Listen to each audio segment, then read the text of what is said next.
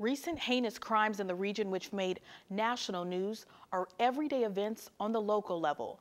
That's the message Gary Mayor Karen Freeman Wilson declared this week. She says violent crime should not be commonplace. Some experts even consider Gary's crime a public health concern. I spoke with residents and experts about how 20 murders this year have affected residents for the worse.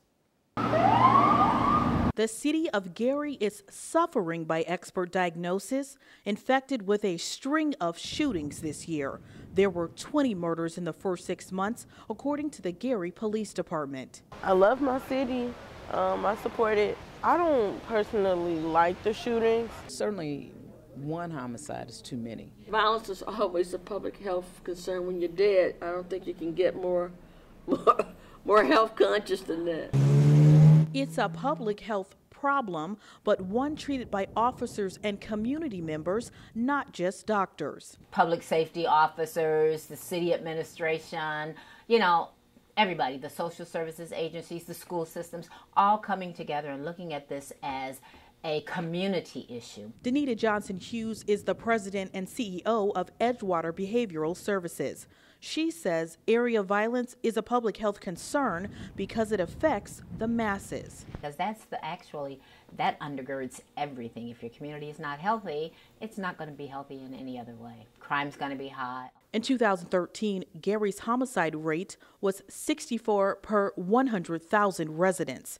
This week, the mayor set new crime-fighting initiatives, including hiring 14 new officers and appointing a new police chief, Larry McKinley, after announcing Chief Wade Ingram's resignation. We've had some significant challenges, but the good news is that we are focused on what we can do to improve the state of violence in our community. It's about how safe you feel. It's about how you grow old and whether you have the opportunity to do that in your own community.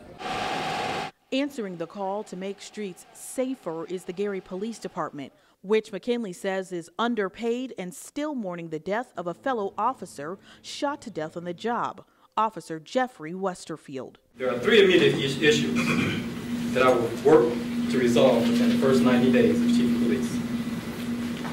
The first is improving morale in the department. There's also public morale to contend with. The mayor says in the past 60 days, the residents of Gary have seen some of the most brazen crimes the city has seen in decades, including a May 2014 shooting death of a man in this McDonald's parking lot, just steps from the Methodist Hospital and less than 1/4 of a mile from the Gary Police Department. It happened in the middle of the day. It happened at one of the community centers. It happened in a place where a lot of children live, in those apartments across from the McDonald's. Officer Hudson, yeah. The city logged just over 1 murder a week in 2013 with 54 homicides according to police data.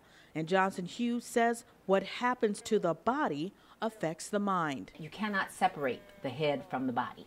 Those types of stressors can lead to mental, emotional, psychological problems. Centers for Disease Control research presented at an April 2012 congressional briefing states children in high crime zones like Gary are essentially living in combat zones. Unlike soldiers, some young people can't exit the embattled zone when it's their own neighborhood. Particularly when you're looking at a community like Gary. Kids going in and coming from school who somehow get involved or witness situations of violence, shootings and that sort of thing. And so PTSD can be associated with those kinds of things.